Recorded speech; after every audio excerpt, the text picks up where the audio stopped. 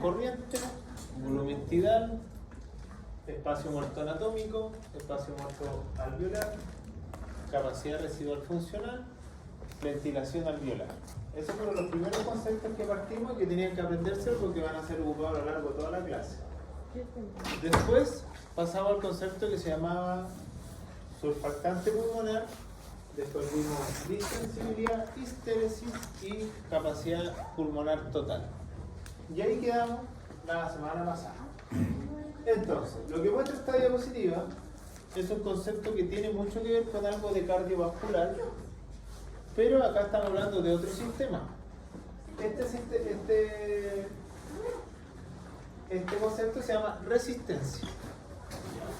Por tanto, si ustedes se acuerdan de cardiovascular, resistencia, que era la ley de Poussin, que era esa ley que decía entre más resistencia se pone algo, menos flujo ingresa. Acá también juega un rol importante, lo que pasa es que aquí en vez de ser sangre, es aire. Por lo tanto, en los vasos sanguíneos, si ustedes recuerdan, la resistencia estaba dado, estoy haciendo el ejemplo por cardiovascular. En cardiovascular, o en el cardio, porque aquí algunos se pueden perder, en cardiovascular la resistencia estaba dado por la vasoconstricción o estaba dado por la vasodilatación. O el vaso se dilataba o el vaso se contraía. Por lo tanto, al modificar los calibres, modificaban la resistencia. Para extender un poquitito más, si el vaso se achicaba, había menos flujo. Si el vaso se distendía, había más flujo. Y así lo hacían las arteriolas para decir, yo necesito en este momento más sangre, tú necesitas en este momento menos sangre, pero el sistema nervioso autónomo es el que hacía que esto hiciese. Sin embargo, aquí estamos hablando de respiratorio. Por lo tanto, al hablar de respiratorio, acá no tenemos vasos sanguíneos, sino que tenemos vías aéreas y tenemos conductos, desde las fosas nasales hasta los alveolos. Por lo tanto, acá la resistencia, en el caso del respiratorio, que lo dibujo de lápiz rojo, en el respiratorio se da por un concepto que se llama fricción. La resistencia se va a dar por fricción. ¿Por qué por fricción? Algunos me dirán, pero profe, ¿existe la posibilidad de que algo se dilate, algo se contraiga? También. Pero acá la mayoría del aire choca con la parte superior del tracto respiratorio. Porque recuerden que el aire viene una turbulencia de aire que viene frío del ambiente, que nosotros lo tenemos que temperar a 37 grados para poder ingresar. Nosotros no ingresamos un aire frío, nosotros lo entibiamos. Lo hacemos bajo un proceso con un proceso de vaporización que forma vapor de agua. Por eso cuando ustedes ven cuando uno tiene frío y uno respira, se nota de inmediato que sale un vapor, no sale aire, sale un líquido gaseoso pero con algo de temperatura.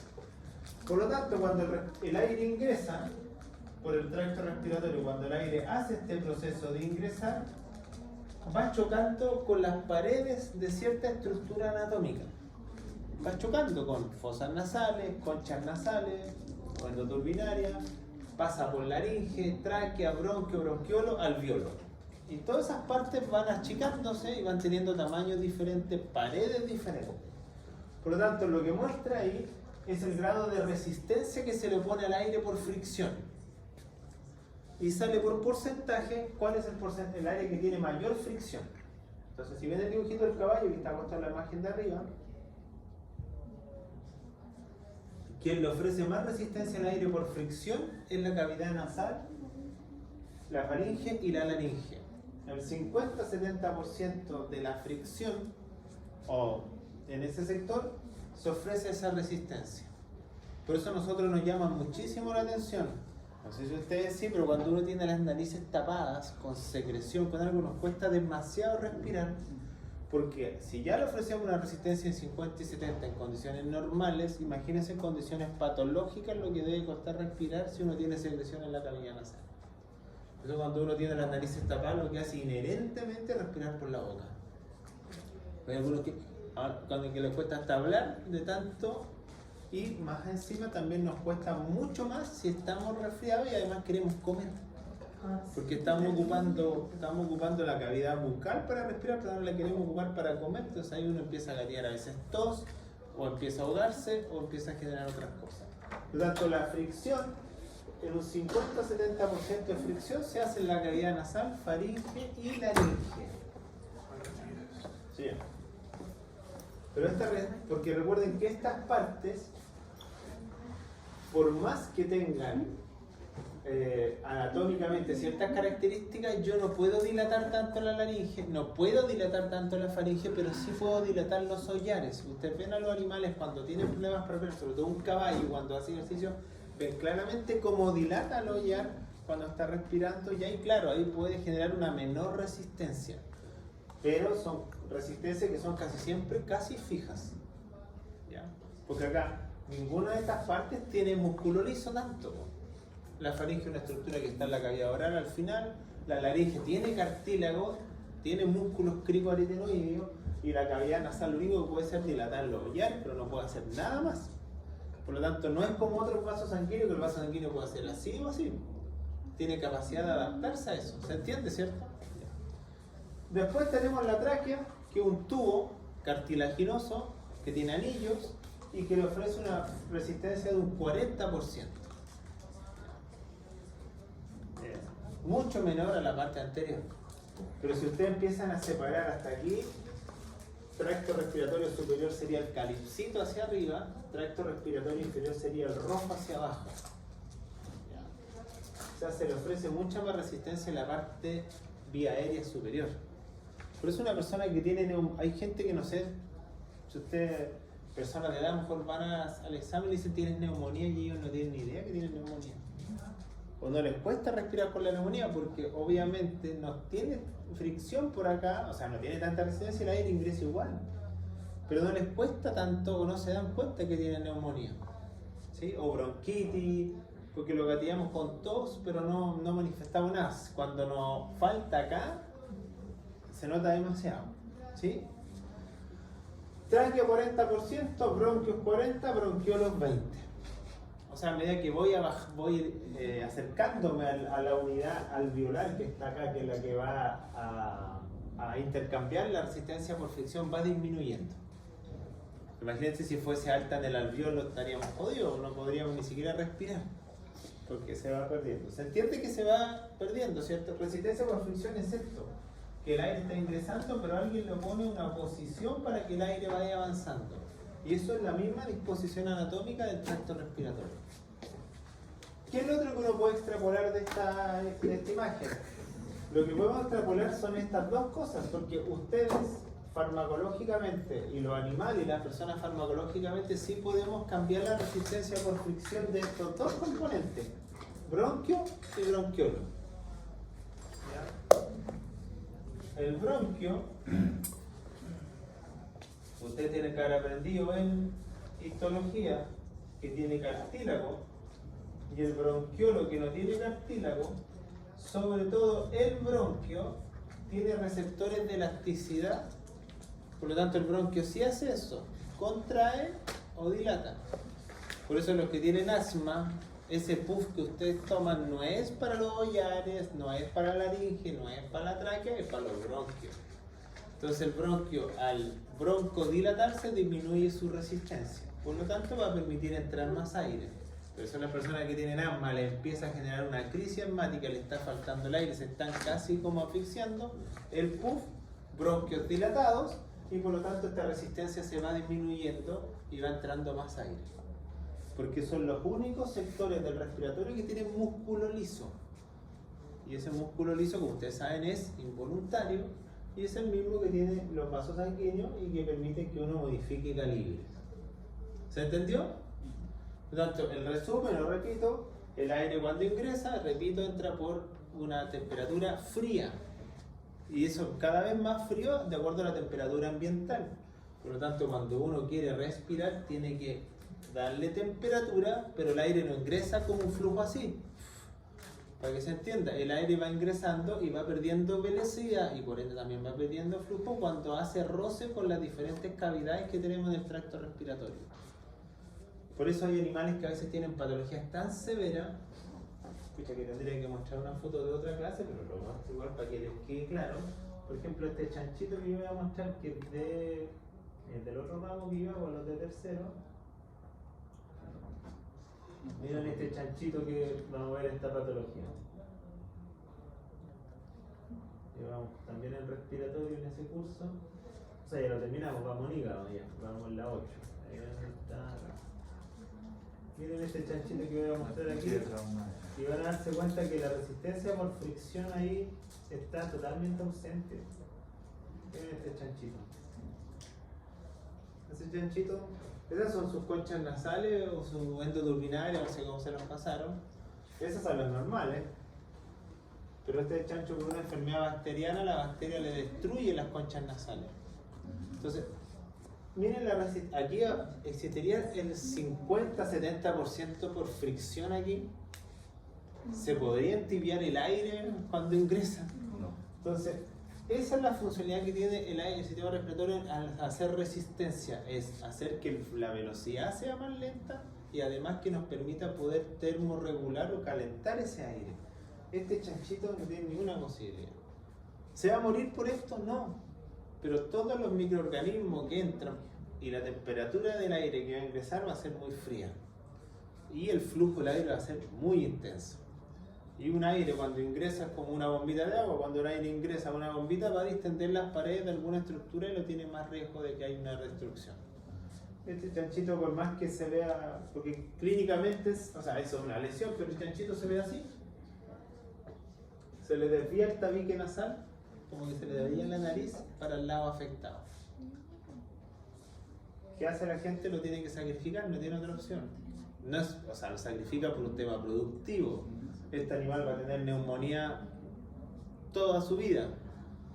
Porque recuerden que la endoturbinaria, además de calentar la temperatura, atrapa moléculas extrañas que vienen en el ambiente. Y hacer algo artificial. Si fuera, por ejemplo, Hacer algo artificial. Como, Obviamente que ya la producción ahí va a ocupar algo para rehabilitarlo, pero sí, en caso o sea, de que puede joder. O sea, en este caso este animal yo lo puedo tener casi con antibiótico y seguro no va a tener neumonía, pero la ganancia de peso va a ser tan pobre que por eso es el motivo que se sacrifica. No es porque el animal, a lo mejor igual puede tener hasta sangre. Para mascotas. Sí, puede tener sangrado nasal porque obviamente las endoturbinarias, que es hueso, la bacteria las necrosa, las destruye y empieza a tener sangrado nasal. Pero no. O sea, lastimosamente la biología y la producción no va de la mano. La producción es un número, aunque la biología pueda tener, no. ¿y si fuera chanchito becas? Lo quieren salvar. Ah, claro que sí, pero el problema es que el chanchito de casa nadie lo tiene como mascota y también se lo quiere comer. No como mascota, digo. Ah, bueno, mascota sí, pero va a tener que estarle dando antibióticos y va a tener episodios neumónicos recidivantes. Va a tener neumonía, antibiótico. Y además en producción los antibióticos dejan residuos, por lo tanto no se puede dar para consumo humano, probablemente. Y hay una enfermedad solo del chancho, no existe en otra especie. ¿Cómo se llama? Ahí está el nombre de la enfermedad, pero no, es para mostrarle que obviamente aquí la fricción se pierde absolutamente, porque mire, ahí está por grados. ¿Qué bacteria es lo que causa? Es una que se llama Pasteurella multósida o Bordetella bronquiséptica. Pero este es el normal y esta patología se gradúa. Grado 1, grado 2 y grado 3. ¿Cuál es la diferencia entre los grados? Que van desapareciendo las conchas, incluso se desplaza hasta el vómer. El septo nasal se desplaza. Miren el chanchito acá, está todo desplazado acá. Por lo tanto, por eso la nariz del chancho cuando lo muestran macroscópicamente está desplazada. Y ahí ya es irreversible. O sea, esta patología es irreversible porque ese hueso ya no se puede regenerar, ya se destruyó. Por lo tanto, ahí el aire que entra con, no sé, por 1 o 2 grados Celsius, entra directamente con esa temperatura y no la alcanza a entibiar. Y además, al chocar con esto, pasa de largo. No hay cero resistencia. Por lo tanto, hay resistencia menor, mayor flujo. ¿Pero cuánto tiempo tiene que pasar para que llegue al grado mayor? Chuta, no sabría decirle. Depende de la cantidad de bacterias, depende de qué tan tóxica es la bacteria, porque la bacteria lo que hace es liberar unas toxinas. Y esas toxinas destruyen un hueso. El problema es que esas dos bacterias, aunque son irrisorios, son parte de la microbiota del chancho de la nariz. O sea, viven ahí. Tiene que haber un factor de riesgo, alguna herida, alguna lesión, algo que haya causado esto. Que las produzca más. La mayoría de la gente asocia que uno de los principales motivos puede darse por temas de manejo. Porque a los chanchitos, lastimosamente, de la primera semana de vida se le hacen 3 manejos al pobre chancho. Se le corta la cola, se le cortan los colmillos y se le inyecta hierro. Entonces, cuando se le cortan los colmillos, muchas veces no se toman las medidas de higiene o asepsia y puede haber una infección que hayan dejado acá, y como está comunicado la parte nasofaringea con la orofaringea, y puede partir el tema. ¿Para qué se le cortan los colmillos? ¿Ah? ¿Para qué se le cortan los colmillos? Los colmillos, porque como ellos provienen evolutivamente del jabalí, los colmillos del jabalí crecen en forma continua, no se enraizan, no se gastan. Por lo tanto, ellos lo ocupan para pelear. Entonces, para evitar las peleas, porque los chanchos son territoriales, les tienen que cortar los colmillos. Si no, incluso pelean entre ellos y se pueden matar entre ellos, así hacen canibalismo. Por eso un berraco nomás que estaba en varias, no son varios, o sea, se puede ser varios, pero no pueden compartir un berraco. Son territoriales los chanchos. ¿Por qué le cortan la cola? La cola es por un tema, yo creo que es más que nada, más que de asepsia, es por un tema de mejor manejo reproductivo. ¿Ya? Porque en realidad la ocupa la cola, porque la cola, al sacar la cola se queda más viable se queda más visible la parte reproductiva, sobre todo de la hembra. ¿Ya? No tiene nada más que eso. Yo pensé que porque se la podían morder entre ellos. Es que lo que pasa es que también se cortan la cola, se las comen. Cuando pelean, ahí puede haber canibalismo y corte de cola, se les necrosa después la cola. Entonces lo hacen todo para evitar peleas. Y el hierro es porque la madre en su leche tiene hierro, pero muy pobre para la cantidad de cachorros que tiene. Porque una chancha tiene 10 crías, como mínimo. Lo mínimo que se espera una chancha es 10 crías. Hay algunas razas que tienen hasta 24 crías. Entonces no le alcanza el hierro para todos, por lo tanto, para que no les dé anemia, se le inyecta hierro. Y esos son los 3 manejos que se le hacen al lechón. Aparte, el lechón está 3 semanas con su mamá, ¿no? Incluso en Estados Unidos están 2 semanas y en incluso otros países está 1 semana y los destetan. Terrible aquí el chanchito. Y el chanchito alcanza sus 25, o sea, sus 115 kilos y a matadero nomás. Así es la vida del chancho. Yo no quiero comer carne sola. Lastimosamente así. ¿Dónde te lo mismo? Bueno, Chile es uno de los países que más exporta chancho. Y todas las producciones de chancho están en la 5ª y la 6ª región. Pero ¿qué hace el médico veterinario, por ejemplo, ¿cómo se llama donde le crían chancho? En la producción del plantel, De producción. ahí lo que uno revisa es la parte productiva y la parte sanitaria. Y la parte reproductiva y nutricional. Usted tiene que hacer todo, estar pendiente de la dieta que le da, verificar que la dieta esté correcta para el chancho, el tema de los pesos productivos, el programa de vacunación. Los chanchos no se desparasitan porque como están en un lugar cerrado, No estoy esperando. es que el chancho antes tenía mucho parásito porque podía tener contacto con aves y con roedores. Ah, sí, pues. Entonces ahora como están en una cuestión de cemento encerrado, No pasa. no. Entonces, y lo otro que se preocupa es la parte reproductiva, de detectar celos, de la monta natural, de la inseminación artificial, de ver que haya gestación, de los partos. Y las chanchas se dividen en tres partes. Está maternidad, donde están solamente las hembras. Está recría, donde están los recién nacidos. Y después está crianza, y después viene un corte. Se dedican a eso. Por ejemplo, a nosotros, o sea, no es alto referente, pero la universidad que mejor forma a los veterinarios chanchos es la UDECANS, en Chile. No productivo. En chancho. En todas las planteles de chancho hay un gallo y casi siempre es de UDECANS. Yo nunca he escuchado que sea otra universidad, porque teníamos un profe que falleció, que era conocido a nivel mundial y no hacía clase. Y de ahí formó a varios más y esos otros profes siguieron formando a varios más. Pero ahí hay que irse a la 6ª región. Ahí están la mayoría de planteles de está en la 6ª. Sí. En la 8ª igual hay, pero un poquitito, sobre todo en Chillán, acá para acá no hay mucho. Pero los chanchos son bonitos, son bonitas mascotas. Pero ese trabajo es feo. Pero lastimosamente hay que producir para producir. ¿No? Hay tantos animales que... A mí me gustaría tener una granja, así como la granja de Garfield, con todos los animales y no me los quiero comer, quiero que vivan. Si nadie sabe cuánto vive un animal, ¿no? O sea, igual hay en otros países de moda el Guinea Pig, que es el chanchito más chiquitito, que es el mascota. Es considerado dentro de los libros como mascota exótica. Pero igual es grande. Pero es como así, chiquitito, ¿cierto? Más chico que un verdad. Entre tener un chanchito y tener un chihuahua, yo prefiero el chanchito, sin duda.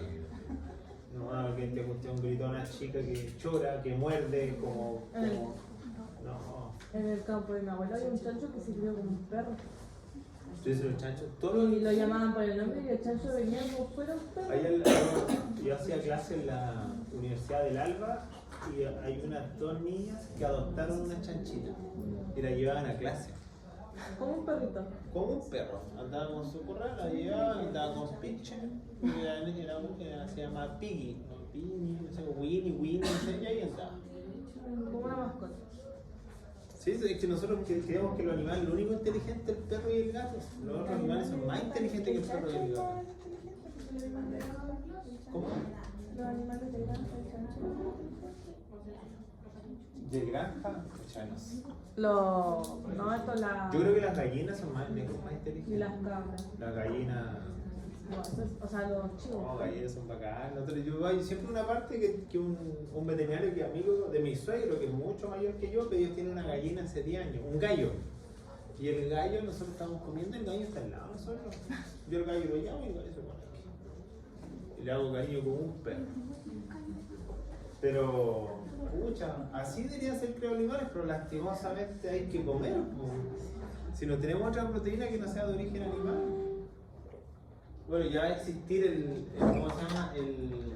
No sé si tendrá un nombre, alguien que después ya se ponga a defender a las plantas, porque vamos a empezar a explotar tanta proteína de origen vegetal que en algún momento alguien va a decir, oye, pobres plantas, si las plantas también deben ser. Ay, yo conocí una niña que no comía palta por la explotación de los papás. Y yo quedé así. No comía ni carne, ni palta, ni no sé. Bueno, en 20 años más usted va a ir a una farmacia y va a decir quiero un lomo a lo pobre y le van a pasar una pastilla que viene con toda la cuestión de la tomar miré la pastilla y se y- termina la historia. No se notaba lo que no comía. No sé, yo no. Pero bueno, yo como siempre digo, uno, claro, explota animales, explota las cosas, pero quien permitió que eso se produjera fuimos nosotros. O sea, los chanchos, si no fuese porque uno le hace genética y no que va creando más animales, claro, todos estos animales serían animales en peligro de extinción, pero ninguno lo es. Ninguno lo es, o sea, eso es por la investigación, por el hombre, pues lo hacemos durar más, le curamos la enfermedad, le diagnosticamos enfermedad, una cosa por otra. Es algo de la vida también. Pero hay gente que ve lo malo nomás, pues. Hay gente que ve que, ¡ay, que lo comemos! Chuta, ¿qué quiere que haga? Los chinos yo estaría con eso, sí hay que matarlo a todos, pues o se comen todo. Todo, o sea, ya eso es comerse perro, comerse gato, comerse culebra. Se comen todo, eso ya es mucho. O sea, ellos se entienden porque tienen una población tan grande que no les da, no les da, pero ligeritos se van a empezar a comer entre ellos. Probablemente. O yo creo que esas pandemias le hicieron para bajar la población, pues si ellos son muchos, se tienen que morir. ¿No? Aparte, en todas las poblaciones del mundo, todos los países están teniendo tasas de natalidad muy bajas, por lo tanto está quedando gente muy vieja. Los países están envejeciendo. ¿Quién quiere tener? Si usted ve cuestiones, hay países europeos que les pagan a usted si quiere ir con su pareja y quiere tener guagua por ir a vivirse para allá. Porque quieren que haya más población. Los escandinavos, sobre todo, los escandinavos tienen serio problema de natalidad. Bueno, Chile va para eso. Chile natalidad no hay mucha ya. Lo que pasa es que hay harta inmigración y eso hace aumentar los niveles de población, que es distinto. Pero hay otros países que la inmigración no les gusta mucho. Los gringos, por ejemplo. Los gringos son ellos y nadie más. Los demás no existen. Por eso nos piden tantos papeles si uno quiere ir para allá. Pero bueno, yo prefiero venir en Chile.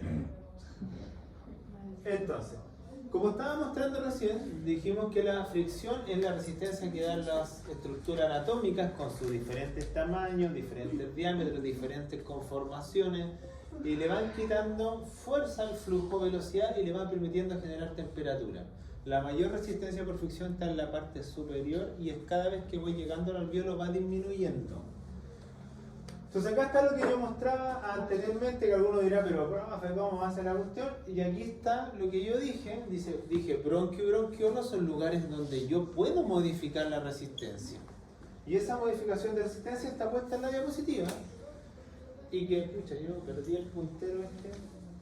Pero no sé si acá aparece algo que había preguntado en la prueba. Le dice sistema nervioso central, cerebro, médula espinal, y hay otro sistema nervioso que se llama sistema nervioso autónomo, y que tiene su parte parasimpática y tiene su parte simpática. ¿Se acuerdan que en la primera prueba unos ganglios estaban cerca de la médula, los otros estaban distantes o estaban más cerca del efector? Como el bronquio y el bronquiolo tienen músculo liso, el músculo liso sigue siendo regulado por este sistema nervioso. Por lo tanto, acá tenemos la posibilidad de que le llegue noradrenalina y sea el simpático, o que le llegue acetilcolina y sea el parasimpático. Y algunos de ellos lo que hacen es hacer esto en el bronquio, como es mi mano el bronquio y esto el músculo liso se puede contraer y broncoconstricción, o el músculo liso se puede dilatar y broncodilatación. Y así yo puedo generar que en esos sectores la resistencia se pueda modificar. Pero ya perdí mucho aire aquí, porque el 50 y 70% yo lo perdí antes en las vías respiratorias superiores. ¿Se entiende? Por eso repito, el asmático, el puff, es importante porque con el puff exógenamente están permitiendo que esto haga esto. Si no, se van a morir, porque se le obstruye las vías respiratorias. Los que tienen enfisema lo mismo, los que tienen alguna patología pulmonar obstructiva crónica lo mismo, hasta oxigenoterapia. Pero la oxigenoterapia es administrar oxígeno inspirado, pero no es dilatar ninguna vía, porque eso ya están totalmente rígidas ya esas vías. Profe, la N que está ahí, las 3 N significan nicotínico, ¿cierto? Las líneas son los ganglios. No, las N. La N es el receptor nicotínico. Nicotínico, ya. Sí, que habíamos visto ya en el primer semestre. Por lo tanto, el sistema nervioso autónomo nos permite incluso modificar la resistencia del tracto respiratorio. Otras propiedades del aparato respiratorio, tenemos estas tres: resistencia, que ya la vimos, y acá tenemos un gráfico donde muestra las presiones. Que igual es como medio, pero hay que explicarlo, por lo menos este que está acá. Entonces, yo tengo que haber nombrado, bueno, esto es fisio. Bueno, puedo preguntar quién le hizo fisio, porque voy a decir, cuando aprendo este concepto le ha pasado a otro profe antes esta cuestión. Pero nosotros tenemos que entender lo siguiente. Acá, de aquí hacia arriba, nosotros solamente le ofrecemos resistencia por fricción. De acá hacia abajo va disminuyendo la fricción, pero yo puedo tener todas las vías respiratorias normales y me puede costar respirar igual. Porque yo le dije la semana pasada que nosotros estamos en una caja que está totalmente cerrada. Caja dorsal, columna vertebral, caja ventral, esternón, caja laterales, costilla, y caja caudal, diafragma. El pulmón está en una caja que se llama tórax. Y esa caja tiene que tener una presión interna negativa. Eso no se debe olvidar nunca. La presión dentro del tórax es negativo. Si no hubiese esa presión, yo no podría respirar. Entonces, lo que muestra la imagen acá, y por eso lo muestra el grafiquito, dice, muestra, para que me sigan con la idea, muestra inspiración cuando ingresa el aire, que lo estoy indicando con mi mano, es decir, cuando yo tomo aire, y muestra expiración cuando yo boto el aire. ¿Ya? ¿Qué es lo que muestra acá? Muestra presiones pleurales, muestra volumen corriente, la cantidad de volumen que ingresa, cuando yo respiro lento y cuando yo respiro acelerado. O sea, cuando yo respiro mi frecuencia respiratoria normal, o cuando yo hago ejercicio, porque mi frecuencia respiratoria y cardíaca aumentan. Lo que pasa es que yo no me doy cuenta porque esto es involuntario. Recuerden que la respiración es involuntaria. Yo no puedo hacer esto y en algún momento el sistema no me va a permitir seguir haciéndolo. Porque obviamente va a empezar a hacer homeostasis. Por eso cuando usted agarra, se mete bajo la piscina y aguantan la respiración, en algún momento ustedes ya no aguantan más. ¿Y quién va a regular la respiración? No son ustedes, es el sistema. Porque el sistema es el que regular nuestro control ventilatorio. Entonces, ¿qué muestra acá? Miren las presiones. Como ustedes van viendo, las presiones son negativas. Y esa presión es la que se llama presión pleural, que es la presión que tenemos en la caja torácica. ¿Ya? Esa presión debe ser negativa. Entonces, yo sé que ustedes están en segundo, y no sé si en anatomía vieron los órganos sueltos o sacaron los órganos de una caja o de una cavidad. Ninguna de las dos. Ya. ¿Cómo si los vimos? Sí, pero el pulmón así en una mesa. Ah, sí. ¿No? ¿En una mesa? En una mesa, pero no lo sacaron dentro de la caja. O nunca hicieron algo para sacarlo, para ver cómo era. No, porque nos robaron el corazón. Lo robaron. Cuando abrimos el Cuando dedo. abrimos el corazón, Se lo robaron. ¿Quién fue? no sabemos. Yo voy a ocupar la otra clase para explicar esto, pero vuelvo a repetir, estas clases iban a ser, son del otro año, cuando ustedes pasen. No se cierran más. Todos los ramos que les falta, le falta fisiopatía y después llegamos a este. Ah, qué bonito. Falta poquitito. Entonces, voy a ocupar esta para explicar. Entonces, acá solamente voy a explicar este concepto de presión negativa. Acá tenemos el pulmón con sus lóbulos apical, medio y caudal. Ustedes le pasan que el derecho tiene un lóbulo accesorio, el izquierdo no lo tiene. Acá está una hemipleura porque está a un solo lado. Entonces acá yo tengo el diafragma que está aquí. Allá arriba tengo las vértebras. Acá ya se sacaron las costillas. Y acá obviamente está el cierre por apical o craneal. El pulmón cuando está dentro de la cavidad, el pulmón hace esto. Si mi mano es la caja torácica y esto el pulmón distiende y colapsa, distiende, colapsa. Pero para poder hacer eso, afuera tiene que haber una presión negativa. Por eso, si esa presión se pierde, el pulmón no puede hacer esto. Entonces, no sé si ustedes han visto eventos en series, de estas típicas series médicas, cuando las personas tienen algo que se llama neumotórax, que se le acumula aire dentro de la cavidad y si no le sacan el aire, no puede respirar porque tengo que sacarle la presión. ¿Ya? Esto es como una rueda. Yo voy a echarle al aire a la encendedora y yo puedo echarle hasta cierta presión. Pues más aire que le eche, esa cuestión no se va a llenar más. ¿Sí?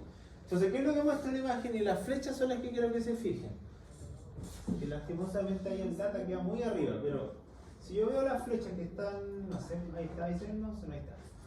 El pulmón cuando se distenderse, el pulmón hace esto, aumenta de volumen y choca con la pared costal. Y cuando se colapsa, baja.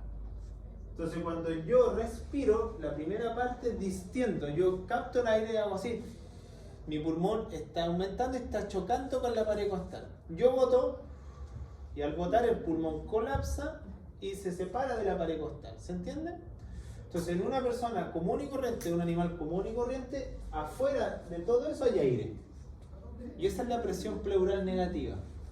Si yo saco esa presión, el pulmón va a quedarse colapsado y no va a poder distenderse. Por lo tanto, no puede respirar. ¿Sí? ¿Me sigue, cierto, con la idea? Entonces, ¿cómo yo no hago necropsia? Cuando hagamos necropsia el otro año, en esta misma altura, en este semestre, en el segundo semestre del próximo año, Vamos a hacer yo antes de abrir el animal, si el animal tenía su presión negativa sanita, yo corto acá, porque yo, el cartílago sifoide, el cartílago del esternón, yo pongo un cuchillo acá y voy cortando todas las uniones entre las costillas y el esternón. Y cuando corto esas uniones, hago una pequeña ventana acá. Saco ese trocito y ahí ya puedo ver todo en la cavidad. Si yo al sacar ese trozo el pulmón hace esto, se baja, significa que había presión dentro de la cavidad. Si el pulmón queda pegado a la pared, significa que la presión nunca estuvo. ¿Se entiende? Y la otra alternativa, que es más fácil, pero es menor, es que yo meto una jeringa por acá por el diafragma, abro primero el abdomen, abro aquí primero, y antes de pasar al tórax meto una jeringa por el diafragma, y si había presión dentro, debería salir aire cuando yo pongo la jeringa. Es como cuando ustedes inflan un globo y después sin amarrarlo lo sueltan, si hace ese sonido, ahí sería. Si yo no tuviese esa presión, yo no puedo hacer esto. ¿Ya? Entonces, ¿qué es lo que muestra la clase? Que esto es para complementar nomás. La clase muestra claramente, en un animal sano, obviamente, que las presiones dentro del tórax van cambiando a lo largo de las fases inspiratorias, pero siguen siendo negativas. Por eso aquí dice menos 10, menos 5, menos 10, menos 5. Aquí dice volumen. Volumen es cantidad de aire. Aquí yo estoy inspirando. Cuando yo inspiro, que es esta pelota, ¿no? Esta pelota aquí, alcanzo durante la inspiración el máximo de aire que yo ingreso. Porque ahí yo estoy captando el aire. Y después en la expiración yo boto. ¿Cómo se llama el volumen de aire que ingresa y sale en un ciclo respiratorio? Esto se llama volumen corriente, que está puesto en la primera diapo de la clase pasada. Esto cuando la respiración es lenta. Miren cómo, cuál es la fase que yo alargo cuando la respiración es lenta. Es más inspirar, la expiración es más cortita. Pero miren cuando yo respiro rápido. Miren qué pasa, sigue manteniéndose, pero ustedes dirán, pero profe, entonces ¿cómo miércoles lo hago si estoy respirando más rápido? Miren lo que hace el sistema, vean en la curva del volumen. Trato de captar la mayor cantidad de aire en una inspiración y trato de botar una menor cantidad de aire. ¿Por qué tengo que hacer eso? Porque ¿cómo se llama el aire que yo tengo que ir dejando para la siguiente respiración? ¿Cómo se llama el aire que va quedando después de cada respiración? ¿Cómo se llama? Capacidad residual funcional. Por lo tanto, yo tengo la posibilidad de, a pesar de que yo respiro más rápido, muy agitado, voy disminuyendo la cantidad de aire que yo boto, así voy dejando más remanente, cosa de que siempre alcance un volumen mínimo al momento de inspirar. Pero siempre y cuando las presiones de las pleuras se mantengan negativas. Si esta presión se baja hacia acá, el aire que ingresa va a ser casi nulo. Por eso en esas series cuando mostraban, siempre me acuerdo el primer capítulo de Good Doctor, que es el que muestra que la persona está en el aeropuerto, que él tiene que hacer, tiene que perforarle para que ese aire salga hacia afuera, porque así descomprime y al descomprimir el pulmón puede hacer esto. El pulmón no tiene ninguna patología, lo que pasa es que la presión pleural no deja que el pulmón haga esto, se distienda o se colapse. ¿Se entendió? Por eso las personas que a veces tienen fracturas costales, les cuesta tanto respirar porque están alterando su presión. Ya, vamos a esta parte. Evaluación de la función respiratoria. No sé por qué antes no quedaba y arriba esta cuestión. Todo malo hoy día. Es partir de la semana ya enojado ya.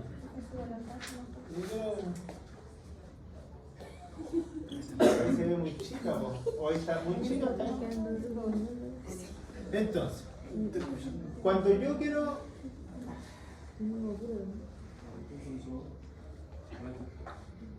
por ejemplo, a uno le dicen, ¿cómo una persona, como un veterinario puede evaluar si el respiratorio está funcionando fisiológicamente bien o mal?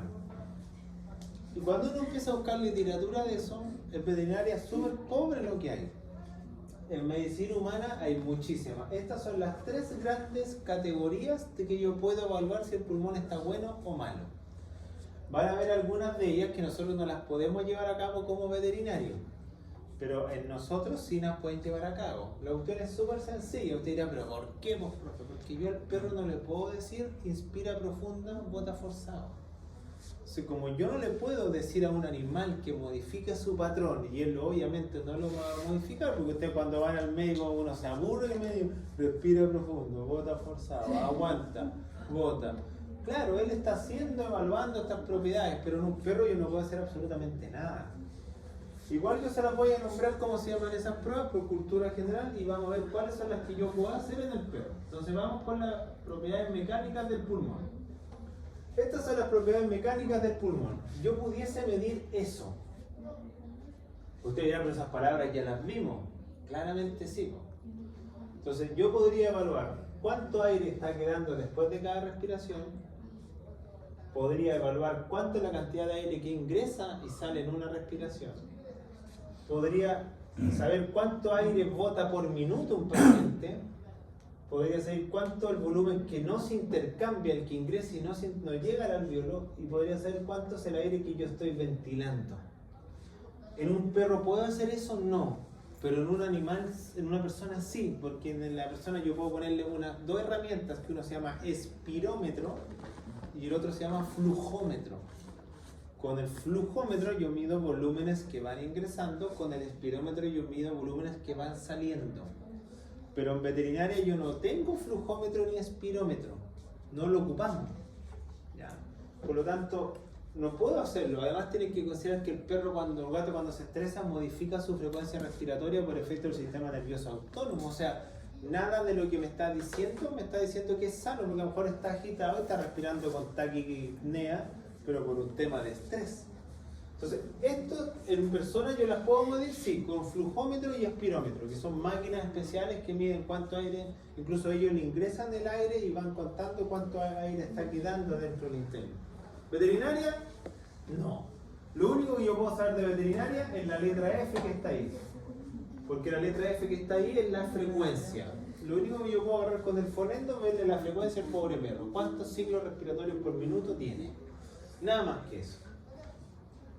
Y además, lo peor de todo, que a veces yo ni la frecuencia la puedo contar bien porque el animal está tan agitado que el ruido del corazón no me deja contar los ciclos respiratorios. Otras propiedades son estas. Yo esto no lo voy a preguntar, esto es cultura general. La última sí me importa, las de intercambio gaseoso, esa sí la podemos hacer y los anestesistas lo ocupan para eso. Entonces aquí tenemos otra forma de evaluar propiedades mecánicas, que son 3. Una se llama funcionalidad pulmonar, que dice volumen, es decir, medir el volumen que ingresa al pulmón. Vías aéreas, dice, y salen 2 siglas en vía aérea que están abreviadas. Entonces, vías aéreas tengo 2 posibilidades. La primera, para que se entienda, se llama volumen expirado forzado minuto. Entonces, a una persona le dicen, bota con fuerza el aire, inspira y bota.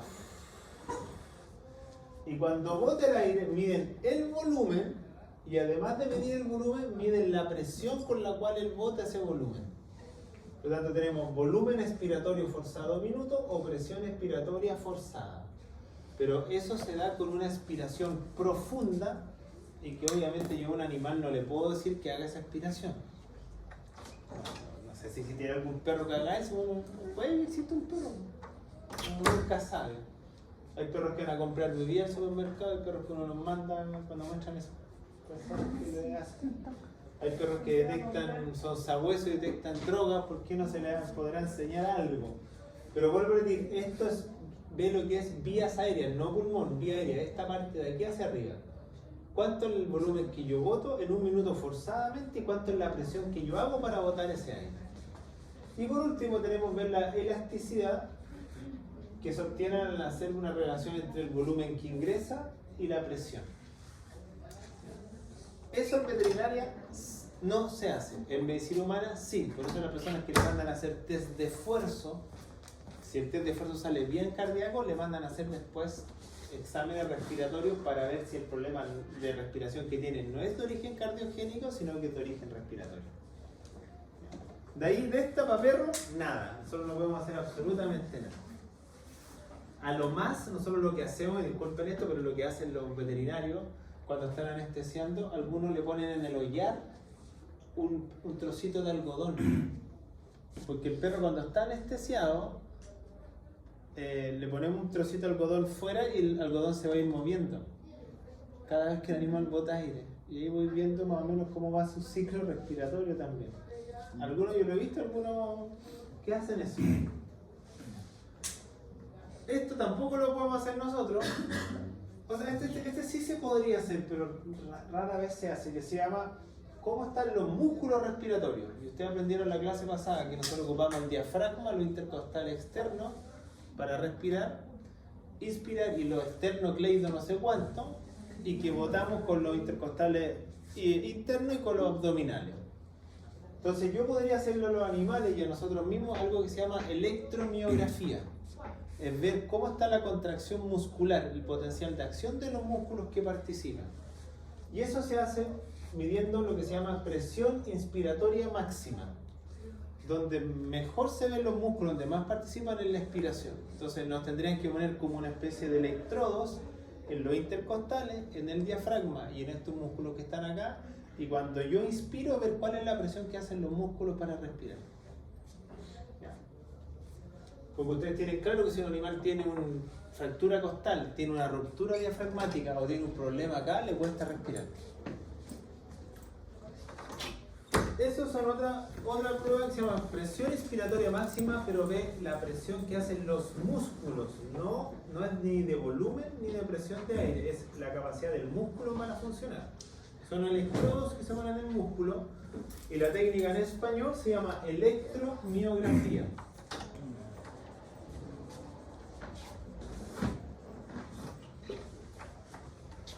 Se llama electro porque ve la actividad eléctrica del corazón, el potencial de acción. Mio porque es muscular y porque se grafica, se llama grafía. Acá ve el potencial de acción, pero de los músculos inspiratorios. En caballos se podría hacer más que en perros. Un caballo de carrera, yo lo puedo poner en una cinta a trotar, puedo ver cuál es la presión que tienen los músculos para respirar. Pero en un perro, un gato, que no son de deporte difícil. Y estas sí son las que se tienen que aprender sí o sí. Y lo último que yo puedo mirar es ver cómo está la presión de los gases. Entonces esto, no sé si alguno de ustedes se lo han hecho, presión arterial de los gases. Para las personas que tenían COVID, si saturaban menos de un porcentaje, lo hospitalizaban. Si saturaban sobre un rango, decían váyase para la casa. Usted no tiene problema. Pero si usted satura menos de esto, usted tiene que intubarse. Entonces la presión arterial de los gases son dos. Y aquí tienen que aprenderse con las siglas. La P, el respiratorio, es presión. Pero hay dos presiones. La P a mayúscula y la P a minúscula. ¿Cuál es la P a mayúscula? Es presión alveolar. Es la presión que hay en el alveolo. Y la P a minúscula es la presión arterial. Por lo tanto, tenemos dos gases que nosotros medimos presión. Uno que se llama oxígeno y el otro se llama CO2.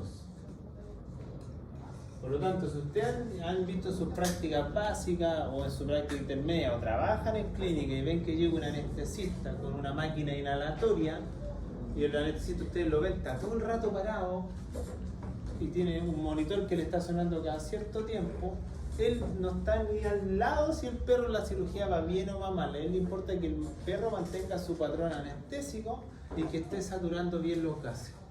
Y los gases que tiene que medir son oxígeno y CO2. Y él los mide en la presión arterial, por eso le pone este camnógrafo, a veces en la lengua, a veces en los perros raros que se pongan en un dígito, pero en la lengua principalmente le pone alguna cánula que va con el tracto respiratorio para ir midiendo cómo va su presión. Y esas presiones tienen que mantenerse dentro de un rango. La que nosotros nos vamos a centrar es exclusivamente la arterial, pero que sepan que si aparece PA mayúscula es alveolar, es del alveolo, no es de la arteria. Podemos medirla, en veterinaria difícil, tendríamos que llegar con un instrumento dentro del alveolo para poder medirla.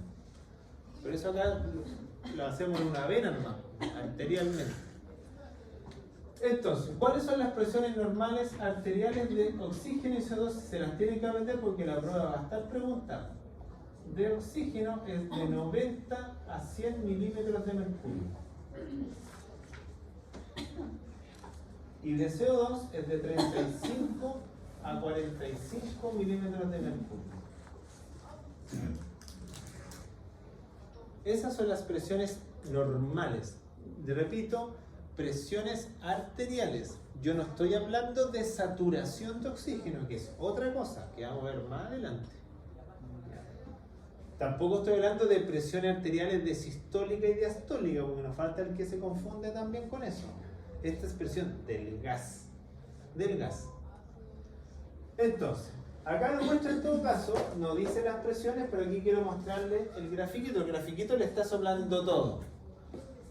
Si esta es la presión de oxígeno y CO2 en la arteria, ¿cuál es en el alveolo? En el alveolo, idealmente 100 milímetros de mercurio. Y de oxígeno, idealmente, como lo muestra la imagen ahí, es de es de 40 milímetros de mercurio. Esa es en el alveolo. Pero repito, en la prueba, si en la prueba hay preguntas, yo la única forma de saber que ustedes saben lo que les estoy preguntando es ponerle P a mayúscula o P a minúscula. Y ya saben que la A mayúscula es alveolar y la A minúscula es arterial. Vamos con la explicación ahora. Solamente estoy dando los valores de referencia. Para cualquier especie, para nosotros es lo mismo en todo caso, ¿no? Entonces, ustedes saben que voy a dibujar aquí A alveolo. El alveolo lo separa una membranita que se llama alveolo capilar, que está anotado en el gráfico ahí. Y acá viene la arteria. Entonces tenemos alveolo, arteria. Recuerden que los gases, si ustedes les pregunté en la primera prueba cuáles son los que atraviesan más fácil la membrana, son los gases. Entonces, ¿de dónde tiene que atravesar el oxígeno o hacia dónde tiene que atravesar el oxígeno? ¿Quién atraviesa de la arteria al alveolo? ¿Y quién atraviesa del alveolo a la arteria? De estos dos gases. ¿Por qué se llama intercambio gaseoso? Porque se intercambia entre dos sectores. ¿Qué gas es el que pasa del alveolo a la arteria? ¿El? ¿Y quién pasa del capilar o del alveolo para botarlo? El CO2. Por lo tanto, los gases tienen que tener diferencias de concentración. Entonces, miren el dibujito que aparece acá. De color rojo, perdón, están las presiones de CO2, de color azules están las presiones de oxígeno. Entonces miren lo que pasa acá. ¿Cuánto es la presión de oxígeno? Esto es capilar, porque aquí dice red blood cell, eritrocito, y acá dice alveolo. Miren la presión de oxígeno, 100 en el alveolo, 90 en el capilar. ¿Qué tendría que hacer el oxígeno? Pasar de una zona de mayor concentración a una de menor o de una menor a mayor. Si la presión del alveolo es 100, ¿el oxígeno de dónde pasa? Del alveolo al capilar. Entonces, ¿cómo se llama esa difusión del gas? ¿Activa o pasiva? Si pasa de una zona de mayor concentración a una zona de menor, ¿es con gasto de energía, sí o no? ¿De mayor a menor? De mayor a menor, sí, del revés. Entonces pasa por diferencia de concentración, pasa de una zona donde hay más oxígeno a una zona donde hay menos. Ahora vean el CO2. ¿El CO2 de dónde pasa?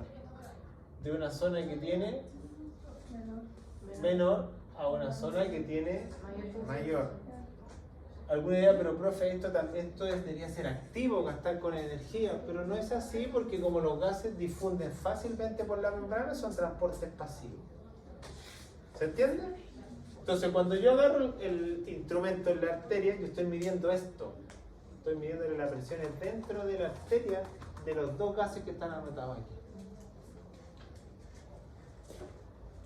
Entonces, si ven la característica, ¿cuánto es la diferencia en el gráfico de oxígeno en el alveolo con el de la arteria?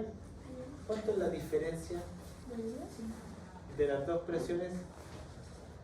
¿100 menos cuánto? 100 son 10.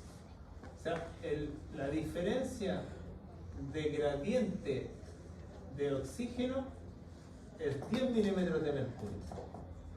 ¿Cuánto es la diferencia de gradiente de CO2 ahora? 5 milímetros de mercurio. ¿Se sigue con la idea, cierto? Entonces, en veterinaria, yo he mido solamente la arterial. Y la arterial del anestesista que está viendo al paciente anestesiado con su frecuencia respiratoria más baja, que está totalmente subconsciente o inconsciente, que no está sintiendo sensación de dolor mientras va al bisturí, mientras va a la placa, mientras le están haciendo algo, mientras le están castrando, esterilizando, lo que sea, yo le mido las presiones de gases. Si las presiones de gases están dentro de ese rango, significa que estamos bien. Pero puede ocurrir lo siguiente, que estas presiones o bajen o que estas presiones suban. Porque está la posibilidad de que se salgan de rango hacia abajo o que se salgan de rango hacia arriba. ¿Me siguen, cierto? Acá, ¿no? Acá es la diferencia que hay para que puedan migrar. Por ejemplo, si en el alveolo hay 100, o sea, perdón, en el alveolo hay 100 y acá hay 90, el gradiente de diferencia son 10. Y acá la diferencia entre el gas es 5. ¿Sí? Entonces pongan atención ahora. Entonces, el oxígeno está la posibilidad de que el oxígeno sea menos de 90. Y si es menos de 90, la palabra técnica se llama hipoxemia. Está anotada ahí arriba en todo caso en la pizarra, pero no dice el rango. O sea, cuando nosotros lo miden la presión arterial de una persona, un animal tiene menos de 90 de presión arterial de oxígeno, tiene hipoxemia. Hipo, poco, oxe, oxígeno, emia, sangre. Tengo poca presión de oxígeno en la sangre. ¿Me voy a morir por eso? Probablemente no. Pero si está baja de 60 o llega a 60, la explicación es que ya los tejidos están teniendo algo que se llama hipoxia. ¿Y qué es hipoxia?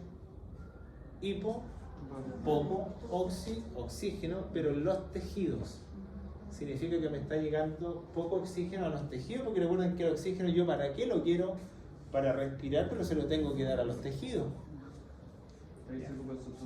Ahí significa que el anestesista, si está viendo que el animal está monitorizando 60, chuta, algo, o ese paciente no tendría que haber sido anestesiado, o no le hice exámenes previos, el animal se me va a morir por una hipoxia. Y si le llega poco oxígeno al cerebro, un accidente cerebrovascular, si le llega poco oxígeno al riñón, una enfermedad renal, etcétera, etcétera. Entonces, lo ideal es mantenerlo entre 90 y 100. ¿Se relaciona un poco con la cianosis? Puede, claro, cuando hay 60 ya puede haber, clínicamente el animal puede manifestar como cianosis en las mucosas. ¿Ya? Ahora bien, hiperxemia existe. Porque dirán, ¿podría tener sobre 100? Porque si fuese sobre 100 yo agarro, me pongo, ando todos los días con una mascarilla de oxígeno y ando así respirando. Hiperxemia sobre 100 no existe porque el oxígeno satura una molécula que se llama hemoglobina, por lo tanto entre más agregue yo no voy a... No existe la hiperexemia. Nadie va a tener sobre más de 100. ¿Ya? Sino solamente la hipoxemia. Y ahora vemos los de CO2 para hacer el primer recreo. CO2 hay dos posibilidades. Y ustedes esto ya lo tendrían que saber por pH cuando vimos la primera prueba, para los que vinieron de la primera prueba. Tenemos la posibilidad que sea mayor a 45 y tenemos la posibilidad que sea menor a 35. Cuando es mayor a 45, eso se llama hipercapnia. Y cuando es menor a 35, eso se llama hipocapnia. Hipo, poco, hiper, alto. Todo lo que termine en capnia, de aquí en adelante, en algún momento que se lo nombra, dice capnia CO2. Alguien cápnico es CO2. Entonces ahora viene la pregunta. ¿Tengo forma de saber que un animal tenga hipercapnia e hipocapnia si yo no le mido la presión arterial de los gases? Alguno dirá, pero profe, no, pues ¿cómo voy a medirlo? Pero sí se puede extrapolar, porque la presión de CO2 es inversamente proporcional a la respiración.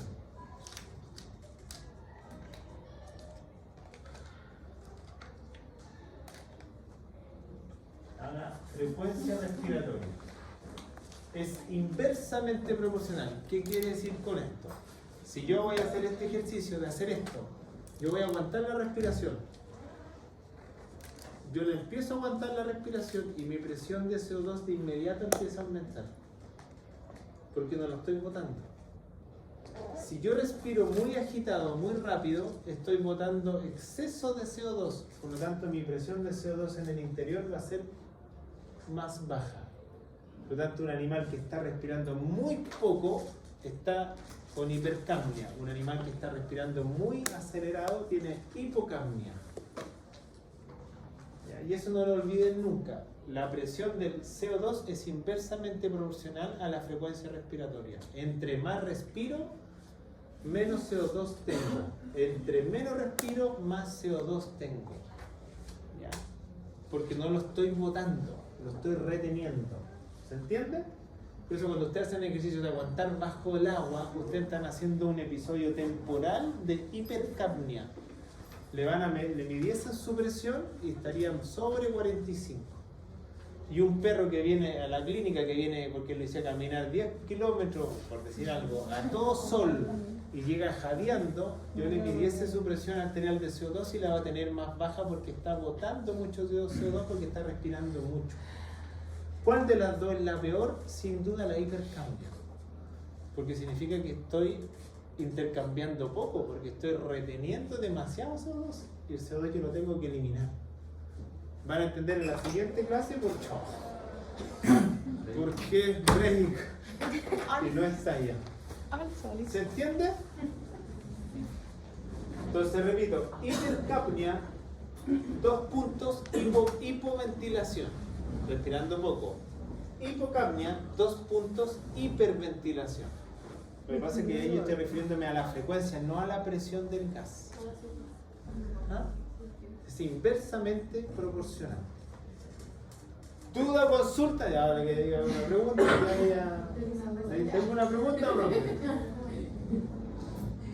Ya, ¿estamos? ¿Para el primer recreo? 10:46, a las 11 volvemos. ¿Vais a tomar un café?